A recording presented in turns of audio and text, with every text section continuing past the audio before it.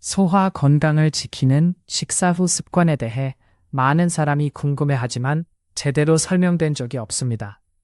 오늘은 이 문제의 핵심을 짚어보겠습니다. 실제 생활 장면을 기준으로 왜 이런 일이 반복되는지 차근차근 살펴보겠습니다. 눈에 보이는 현상에만 집중하면 식사 후 소화불량이라는 진짜 문제를 놓치게 됩니다. 겉으로는 작은 불편처럼 보이지만 같은 상황이 반복되면 비용과 스트레스가 커집니다. 반복되는 패턴에는 반드시 이유가 있습니다. 의지의 문제가 아니라 구조의 문제일 가능성이 높습니다.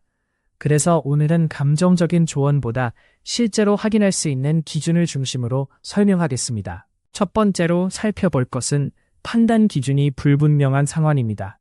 기준이 없으면 사람은 습관대로 움직이게 됩니다. 이 장면에서는 무엇을 먼저 봐야 하는지, 어떤 신호를 놓치면 안 되는지 분명히 짚어보겠습니다. 두 번째는 피드백 속도의 문제입니다. 결과를 늦게 확인할수록 같은 실수를 반복할 확률이 높아집니다. 비슷해 보이는 선택지도 기준이 다르면 전혀 다른 결과를 만들 수 있습니다.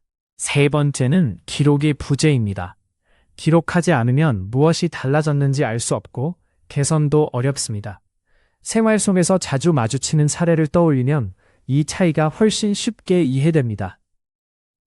작은 것을 무시하는 습관이 쌓이면 나중에 큰 문제로 돌아옵니다. 이 지점을 많은 사람이 그냥 지나칩니다. 작은 요소 하나가 전체 흐름을 바꾸기 때문에 사소해 보이는 부분도 따로 확인해야 합니다. 문제를 인식하고도 미루는 순간 상황은 더 복잡해집니다. 타이밍이 중요한 이유가 여기 있습니다. 이때부터는 문제를 미루는 대신 기록하고 나누어 보는 접근이 필요합니다. 얼마나 자주 발생하는지와 한 번 발생했을 때 영향이 얼마나 큰지 두 가지를 함께 봐야 합니다.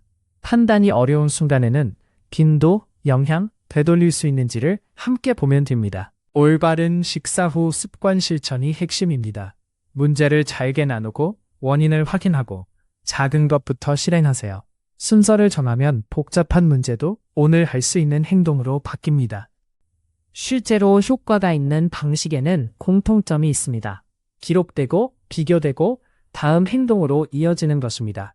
좋은 방식은 어렵기보다 반복 가능하고 다음 행동이 분명하다는 특징이 있습니다. 한 가족이 저녁을 먹은 후 바로 소파에 눕는 모습이 보인다. 이후 소화가 잘 되지 않아 불편해하는 상황처럼 보이는 것과 실제 원인은 다를 수 있습니다. 현상이 아닌 원인을 보세요. 현실 사례에서는 말로 아는 것과 실제로 적용하는 것 사이에 차이가 드러납니다. 실행은 한 번으로 끝나지 않습니다. 확인이 행동으로, 행동이 다시 확인으로 이어져야 합니다.